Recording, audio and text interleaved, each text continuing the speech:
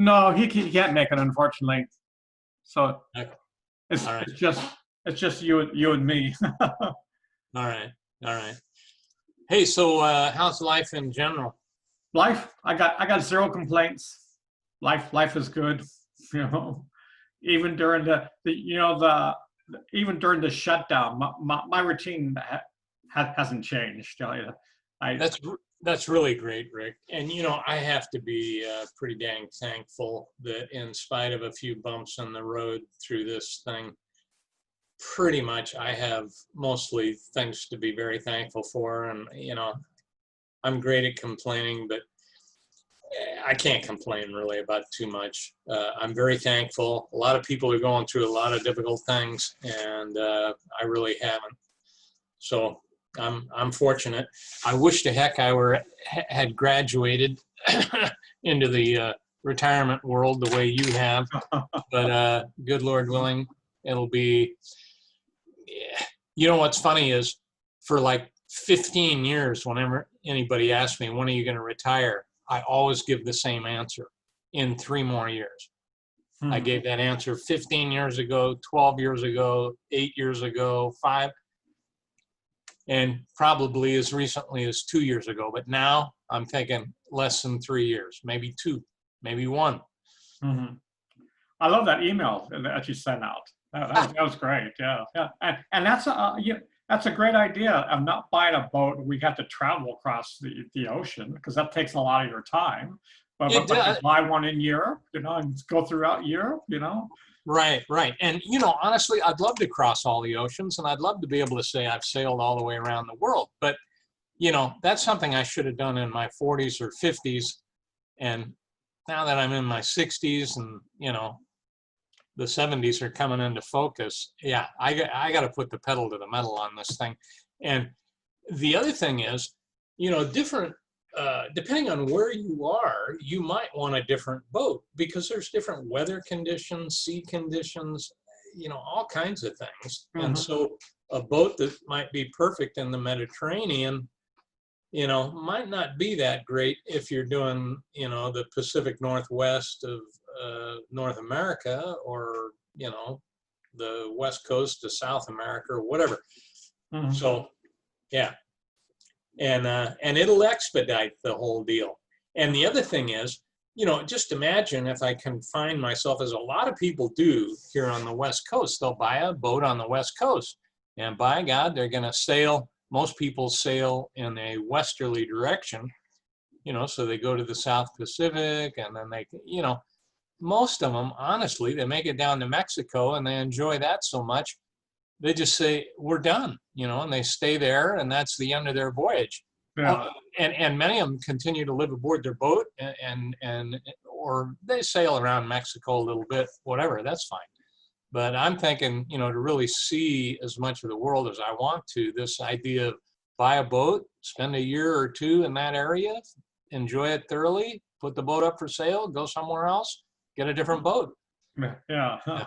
So Sounds like a great idea. Yeah. anyhow, hey, what's and listen, I don't know how far off the agenda. You tell me what the agenda is, but the other. Well, the agenda is, I want both of us to kind of go through our story, with this incredible adventure. I still, this is probably one of the most impactful things that, a lot of things that happened to me in my life, but every single time I think about, I still see the image of the whale's eye. I will never forget that. So let's just go on. I remember we met at your house. In the morning, your uncle Carl drove us. To was it? I think it was a Balboa Bay Club, wasn't it? Probably, yeah. Yeah, Balboa Bay Club. So let's continue. What do you remember on that incredible day? Well, my Uncle Carl had the ability to drink more beer than just about anybody I've ever met. And I, since we were on a boat, I can remember he was making full use of the sailors' ability to hang out over the side if you'd had a little too much to drink. Uh, I don't he remember that at all. no, he had to relieve himself several times, and I was just like, I don't know where all that beer's going. But and the one thing I'll remind our viewers, Uncle Carl. A lot of people have a somewhat youngish uncle who, kind of gets you in a little trouble, or, they don't have to obey the rules the way your parents do. And he took you and John and I don't know if it was before the whale or after the whale, but you remember he took us on like driving lessons Oh down yeah, in that Laguna was Niguel. afterwards. Yep. And I think Ortega Highway. Yeah, down that area. Yeah. There must have been a bad real estate recession at that time, because apparently the city of Laguna Niguel had put in all the streets because they were getting ready to develop it as a city and build, thousands of homes. But the recession hit, people ran out of money. I don't remember what happened exactly, but all the streets were in, but there were no houses. So there were all these great streets where you could drive 50, 60 miles an hour, and he knew about it. So he took us down there. It must have been when we were 14-ish, 15-ish, Yeah, something 15, like yeah. that, to Freshman give in us high school. experience. And I think you and Rick, I think when your parents heard about that, they weren't particularly pleased. But anyhow, my Uncle Carl was actually my mother's uncle. Oh, I And didn't know that. Oh, wow. yeah, yeah. And his daughter now has a beautiful home on Cliff Drive in Newport Beach. Almost every time I go to Newport, I go to visit she and her son. Her son's about my age. So Carl was my great uncle. And he was just an amazing guy. He helped people get out of trouble like nobody's business, including my elder sister, Kim, when she practically was, in fact, oh my God, yeah, it was John. John will never forget this. Kim, one day, we're at Newport Harbor High School, freshman or sophomore year, probably freshman. And Kim, my parents were away on a trip. Kim drove my dad's convertible Cadillac to school. I don't know if she even had permission. And at the end of school, she said, "Hey, I'll give you a ride home." And John and I were there. And so we were like, do we want to ride in this car with Kim? What the heck? So we get in this car, and I don't know what she was doing, but somewhere in the West Cliff area, she cranked the wheel as far as it would go and then floored the car. And I mean, it just snaked around the street, and she went over a curb, and it just basically folded the wheels on the left side. What did she do? She called Uncle Carl, because Uncle Carl could get you out of a difficult spot. And I don't know how he did it, but he got that car somehow repaired enough before my folks got home.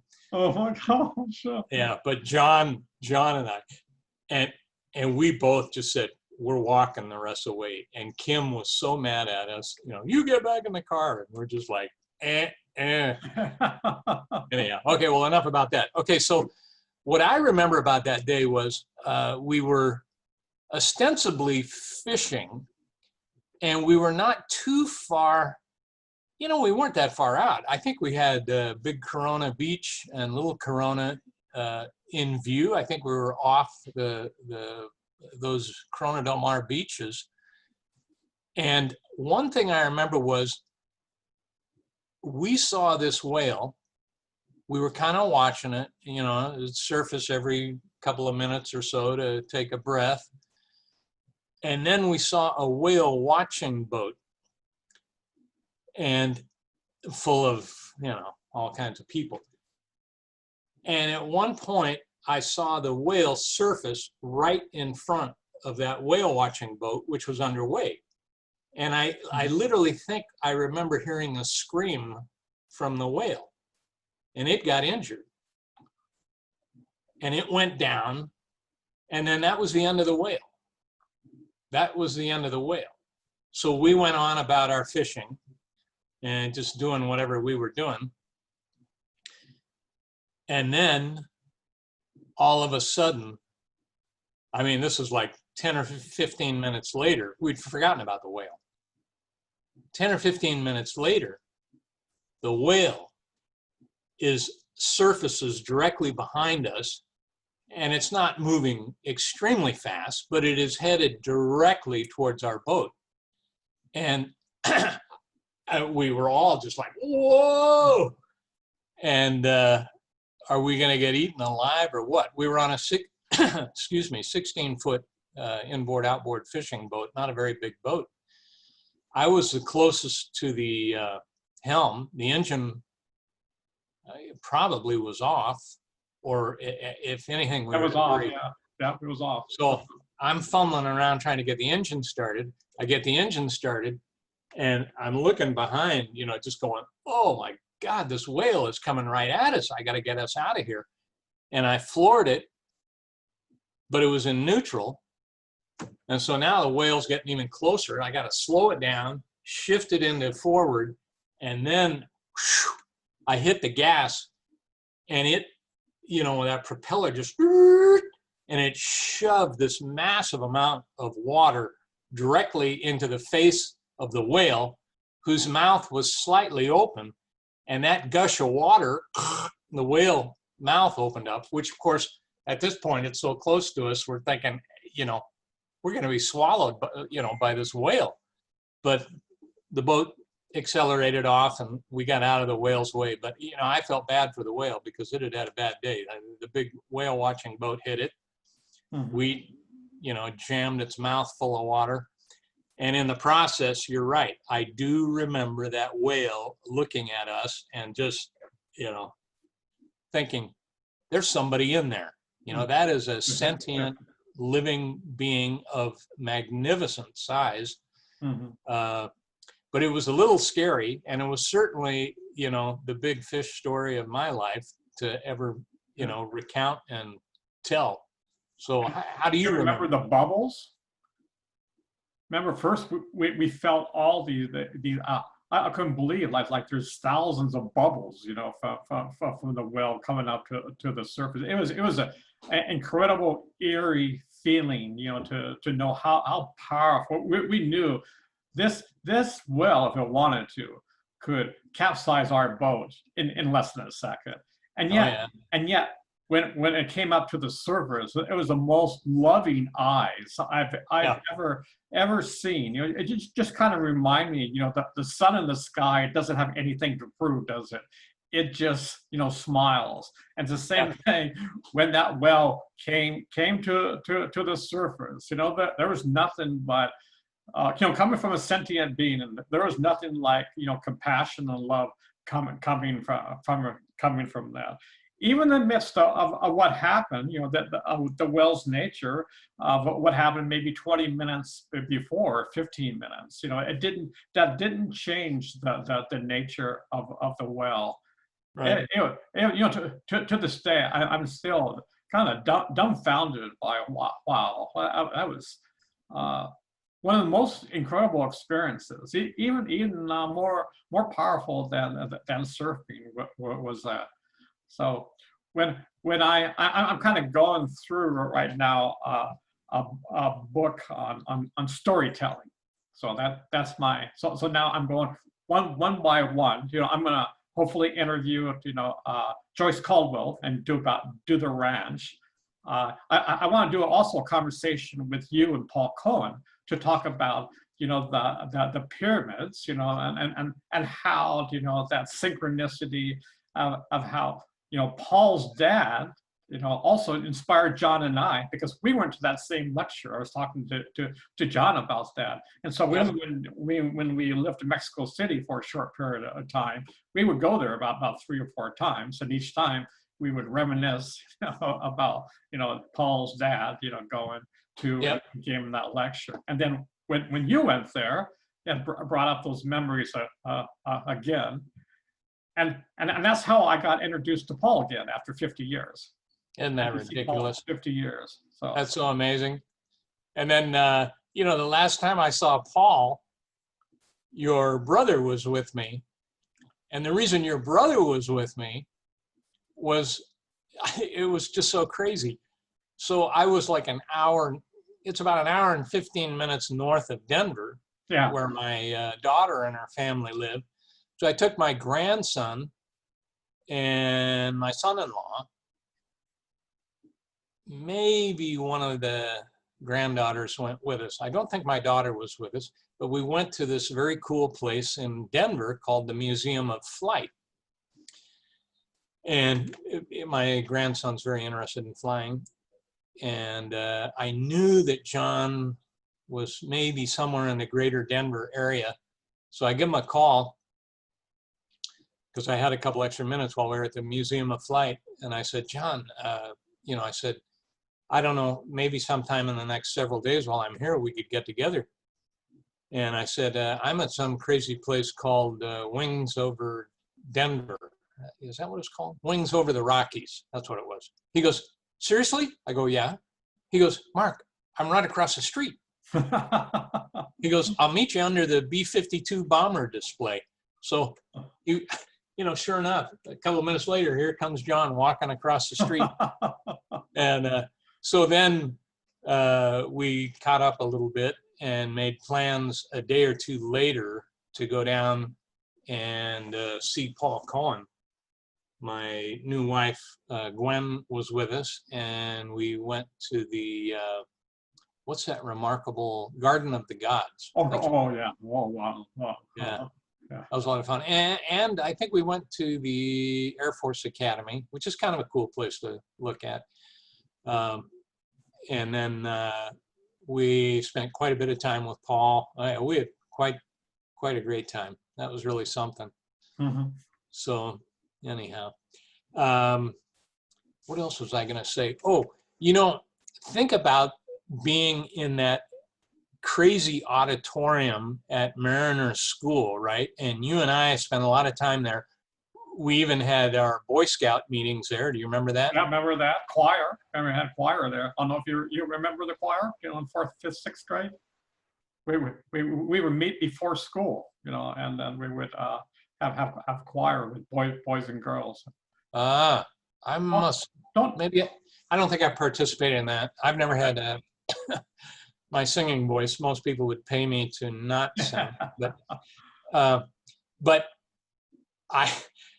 I just got an email from Japan the other night from a guy who had a profound experience in one of those same assemblies in that same auditorium and one that you and I would have attended. And that is our friend Kevin Charles. So Kevin, somebody came and gave a presentation about Japan. And as I remember, I'm thinking it was 4th grade there, 4th or 5th, we did quite a bit of study of Japan. And at some point, a group came and gave a presentation about Japan in that auditorium.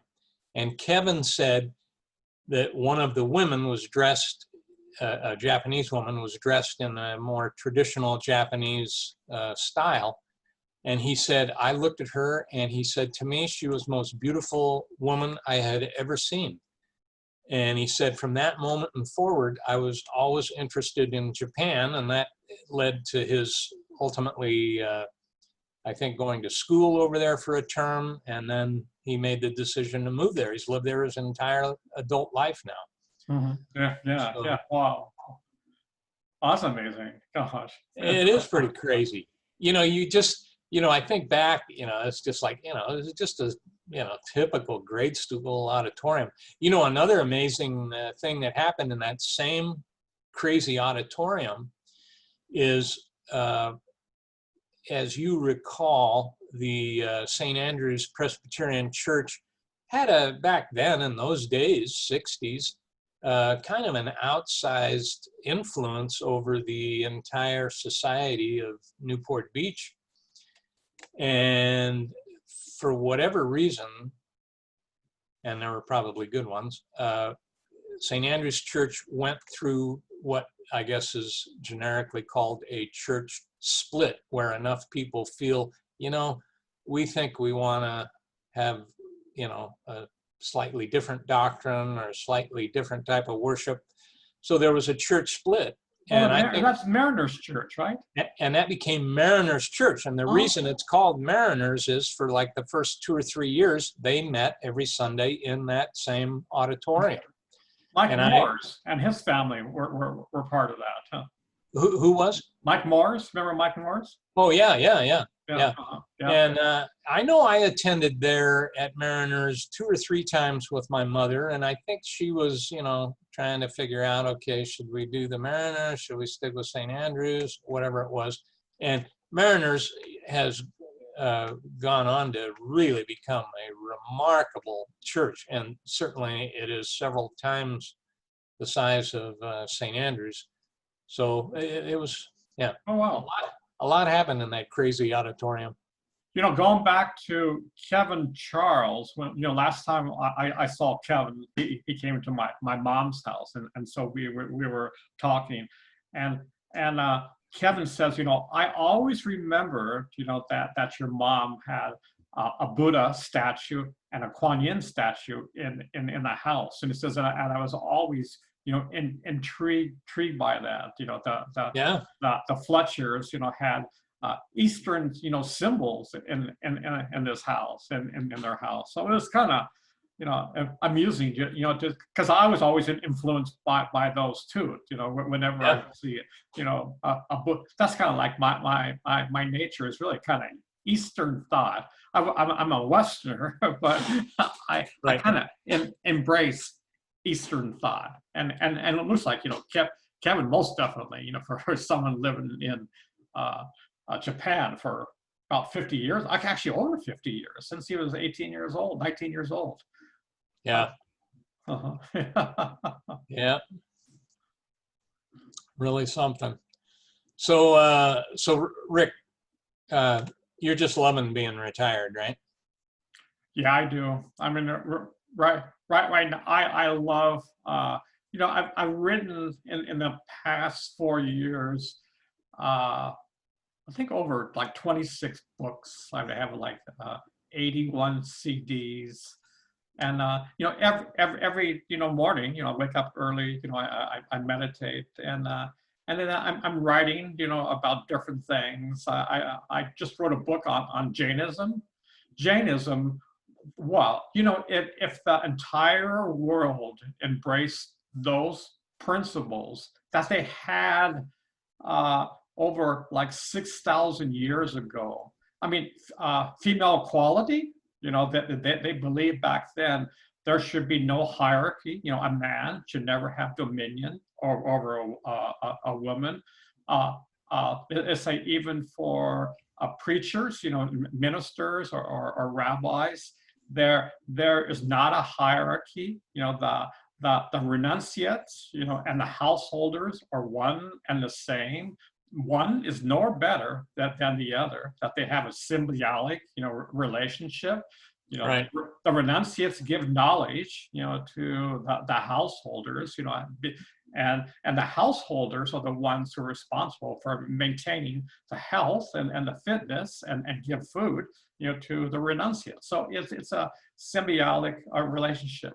They believe in a capitalism that does not rape the land. You basically you don't take something that does not belong to you. So their way, and that is even in means of they don't believe in corporate, like Fortune 500 companies that 1% owns, all the wealth, and 99% of the people are struggling.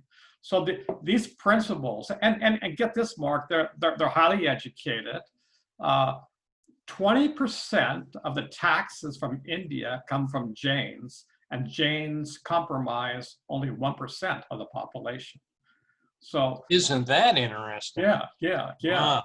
So that they have free schools, for all. The Jain schools have been existing from day one. They don't have any caste systems. it's for, and that's where nonviolence, Martin Luther King and Mahatma Gandhi got their principles from Jainism. And you said, so in present day India, they make up what approximate percentage of the total 1%. population? 1%. 1%. Yeah. Wow. And so I assume the majority is Hindu. Yeah, Hindu and Muslims. Yeah. Right. Right. Wow. Yeah. A good buddy of mine, a programmer friend of mine from India that I've known now for about 25 years. We've worked together at Hewlett Packard and NEC. He was mentioning Jainism just recently in one of his postings. And yeah, I wonder if he isn't maybe more influenced by that than anything else. Yeah. You might want to ask him if he was interested in the gringo who wrote a book. So I wrote a PDF, and then I also have an audio book. So I go through all their meditation techniques and their philosophies and their beliefs. And I posted it right now. I'm going day by day, one by one, doing each chapter and posting it in Facebook. There's a Jain a community. So the Jains, are saying, wow, there's a Westerner, a gringo, from the United States who's actually, interested enough, to learning about us and is writing. So that's excellent. What's Rick? What's the name of that Facebook group? A Jainism. I'm not sure. I can. So JAINISM. Yeah. Okay, yeah, I'll probably be able to find it. If I don't, I'll email you. I'll want to join it. Yeah, that's great. That's great. So, any exciting travels ahead for you in the future? Right now, to be honest, we're kind of still in lockdown. Johnson County, is, how do I say it? It's 3 times than what it was, a month ago in terms of people getting it. So it really isn't safe. I mean, at my age and Barbara's, I don't want to risk it. No, I don't. So yeah, that's something that I believe common sense is uncommon. There's both sides of the coin, but right. Yeah. We could talk about it forever on our different police on it, but something's got to get done, especially in California, right? I mean, you guys are. It looks like it's and even European countries, who took all the proper provisions, it's coming back with a vengeance. So we're dealing something that is totally unprecedented. So yeah, it's a kind of a wait and see how this is going to turn out. And this is just phase 1. So all right. Okay, so let's say we get through this crisis. How do you do that? Yeah, okay. Let's say we get through this crisis. Had you, I'm thinking you had told me you guys are kicking around the possibility of going to Oregon. Is that we thought we'd be in Oregon by now. I mean, last fall, we said we're going to get together, our house, and in spring, we would sell it, and by now we would be living in Oregon. So obviously, that got put on hold. A few chinks in the armor. Yeah. Sure. Well, I'm sure Leo will be thrilled to have you guys come back. Oh yeah. Oh. Most definitely, yeah. My, my son. I mean, you just have to imagine, Rick, what a hostile, horrible environment California is for young adults right now. They can't come up with the $300,000 down payment required to buy the median home. I exaggerate that a little. It's probably only $200,000, but these kids, they've got their school loans, they've got the costs of the kids that they probably should have waited 10 more years to have. They've got, it's just, it's horrible. And the tax rates are awful. And even if they do end up buying a house, then they have to pay all the property taxes because the old folks with the Prop 13 pay nothing. Yeah. Oh, It's just, you know, the cost of gas is $1.50 higher than almost anywhere else in the country. There's just so many reasons that it's brutally difficult for young people to live here. It's a beautiful place to live.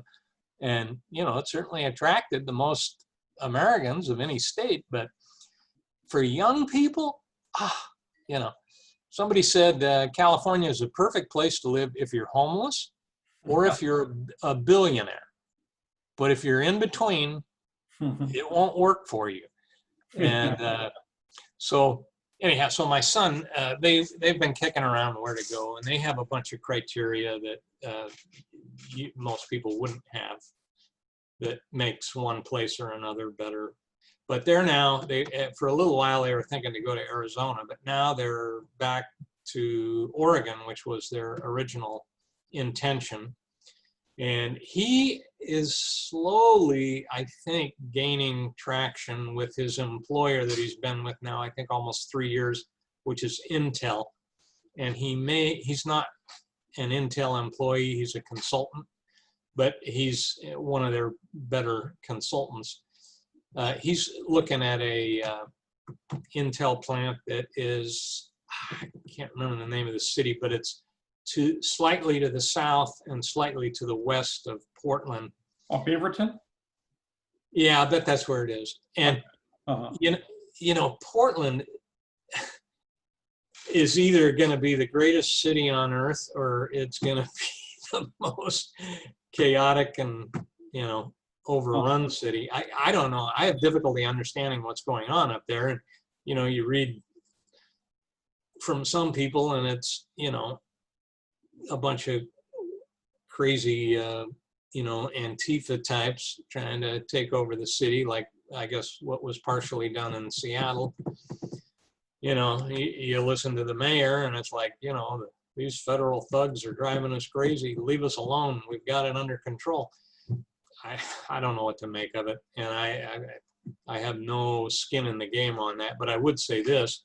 If I had a job offer from Portland right now, I'd probably think twice. Yeah, yeah. But so you guys would be going way down to the Ashland. To Ashland, yeah. Yeah, Ashland's just so nice. Such a nice area. I was there in May. Oh yeah, I saw pictures of that. Yeah. Yeah. You got a motorcycle, right? And I did. I bought a scooter there. And you know me, I've always loved my motorcycles. And this scooter was like a really excellent maximum scooter. Just everything about it was whiz-bang wonderful. The problem was the passenger seat was very wide. These scooters, you lift the seat up and they've got a storage area underneath. And for whatever reason, my wife just felt that scooter was uncomfortable for her. Oh, okay. And because the seat was so wide. And so she was a very good sport, but after about 3 or 4 weeks, I said, this just isn't going to work. So we sold that scooter and I bought another one down in San Diego, which was much smaller, but it's kind of a cool scooter. Anyhow, step over here, please, beautiful wife. My wife is preparing a dinner. Bad-mouthing me again. A dinner He's for. bad-mouthing me. Hi there. How you doing? First time I get to meet you. Hey. Hi, how are you? You met my other half. Yes, I did. That's right. This is Rick, who lives in Kansas. In Kansas, yeah. Overland Park. Overland nice. Park, which is close to St. Louis, right? No, so close to Kansas City. It's Kansas City is 20 minutes away. That's what it is. Oh, nice. That's what it is. Yeah. And so Gwen met John. You've met John on at least 2 occasions. Yeah. And his wife, Hanali. He was very nice. Oh, good. Okay. He's always picking on me. It's not my fault. Motorcycle's big butt. It's got a big butt. That's a good one. I'm kind of glad I didn't marry Bertha, but Bertha might have fit on that scooter. Not me. Not She's just a Gwen. little too big. Well, Gwen, I've heard a lot about you the last, I guess, three or 4 years. You know, Mark told me the story of how you met, and Mark traveling to New York. Stalker. I'm telling you, would have called 911. Called to my two brothers, like, how do I get rid of this person, whoever this person is? He's a good stalker, isn't he? Yeah. You guys seem a real nice fit. Yeah. Yeah, it's not bad for a stalker. Yeah. I'm not going to call 911 anymore. I think the statute of limitations has run out. Uh-huh. So are you retired, Richard? I am retired. I retired last August. I was a software engineer for 35 plus years. Oh, wow. And I'm kind of glad now because, you know, with this whole, I can't imagine, you know, with this whole shutdown, that it's almost impossible, especially here, you know, to find work. No one's going to interview. So it was perfect timing. Let's put it that way. Now you get to, we can't even travel though. Even if you want to travel, you can't go because the planes have become so difficult. Some will allow the middle seat to be empty, some won't. You have to wear a mask.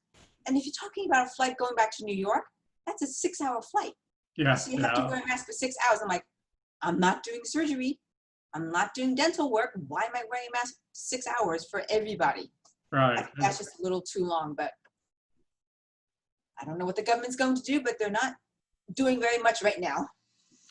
Yeah. John couldn't make it? Yeah. Hey, yeah, what was the story on John? I thought he was going to join us today. He was, I think, to be honest, what John told me, he's had so many problems, you know, with our government that he's being low key. Ah, okay. But they're in the Netherlands, right?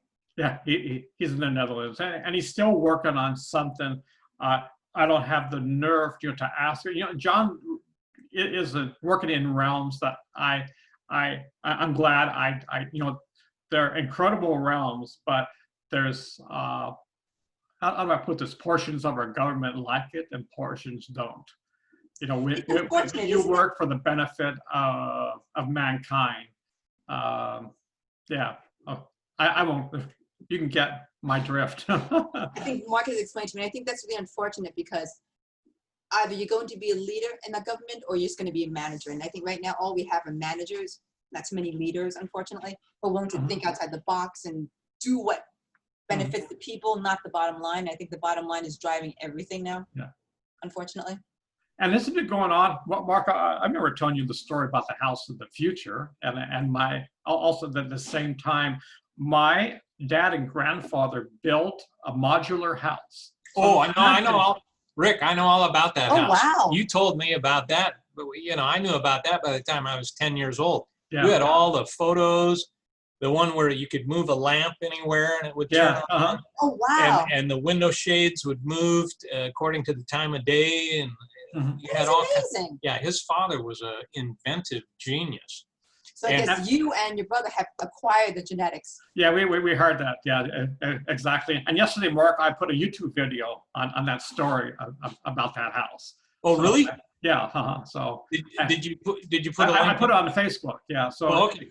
If you go on Facebook, you'll see that. But Mark, not only did he develop that house, but he also developed a modular house. Imagine, Gwen, you wake up in the morning and you say to Mark, honey, I don't like where the bathrooms are. Well, the whole house was built on tracks. So you could move things around, you know, the house. So you can move the bathroom over here, move the kitchen.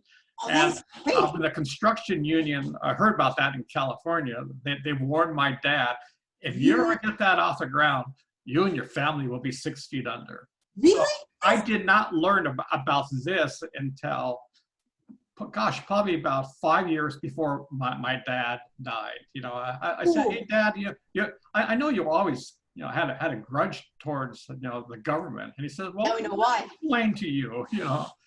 He also built a Jeep where you could shoot at its tires, you know, and it would float downstream. But at that time, it was all Ford Jeeps, you know, for government contracts. Right. And so we had a Jeep that was less expensive and had all this functionality, which I don't even know we even have today. So, now, Rick, your father, who I well remember, Jack, was he pretty close? It was his father that founded Fletcher Aviation? His brothers, him and his brothers started Fletcher Aviation. Yeah. Wow, so you come from a family of inventors, really? This was in the early 50s, Mark. Yeah. So Okay. that's awesome. So it was my dad's, let me see, uncles, started Fletcher Aviation. So my dad, father, and his brothers started that. Wow. Wow. And so was it under Fletcher Aviation that they developed this Jeep? Yeah, under Fletcher Aviation, they developed that. Yeah. That other stuff was just my dad and my grandfather on their own. Yeah. And where was Fletcher Aviation based? Somewhere in Los Angeles. I don't know exactly. I'm not. It wasn't past. I'm not sure exactly where it was. It's probably close to the LA airport, I would Yeah, imagine. I think it was close to the airport. Yeah. Makes sense. Yeah. Huh. Yeah. We would love to come out and visit. I would love to come out and visit. I like to travel. Not so much this one, but I like to travel. Are you kidding? I don't like to travel. I travel. It took this one how long to get a passport? I've had a passport. I've traveled to Europe. You are kind of slow in that travel portion. All right. Uh-huh. Yeah. But I'm so glad I get to finally meet you because I've met John. And it really was a pleasure meeting him. Yeah. So you're definitely gonna have to come out here sometime. Yeah, that'd be great. Yeah. Nose dry, husband. We'll do it at some point. Yeah. Keep hounding him, Richard. Keep hounding him. I've got to go cook. All right, It's a honey. pleasure meeting you. Good to meet you. Or good to have you come join us, honey. Yeah. I'm a lucky man. Very lucky. Yeah. I can see. Yeah, you definitely guys are real good for each other. Yeah. Yep. All righty. Well, Richard, where are we at? 12:45. That's a good long video. Are you going to post this? Yeah, I'm gonna post this. Yeah. Okay. And I'm calling them Talk Story. And so this is gonna be Talk Story with Mark Blackburn. Yeah. Yeah, do that and link me in. Yeah, definitely will. I'll send you the right now. I saved the recording and then I upload it to YouTube. And after I do that, I'll send you the link. Yeah. Perfect. All right. And next time you talk to John, in fact, I'll send John an email right now. I wish he'd have been able to join us, but I get it. What time is it where he is right now? I don't even. I think it's about 11 o'clock. 8 hours difference. Yeah. So. Yeah. So let's. I'll contact Paul Cohen. And Yeah. We can. I definitely. That's on my radar too. The pyramids. Yeah. I just heard from Paul. He responded to my little email I sent out about boating in Europe, and he made it sound like he's kind of winding things down. He's not really working anything close to full time, so he's probably got some flexibility. That'd be great. You put it together, I'll be there. Yep. Okay. All right. Well, thank you very much, Mark. Yeah, that was incredible. Yeah. I'm glad. And you brought up memories, that I forgot. I forgot all about, what you said. Isn't that kind of amazing? It is. We all have different storage banks, don't we? Memory banks. Well, and of course, it has been over 50 years. Yeah. And you mentioned things that I had totally lost track of. So. Not surprising. All right. Give my very best to Barbara. Okay. Will do. Okay. Thanks, Rick. Talk to you later. Okay. Bye. Bye-bye.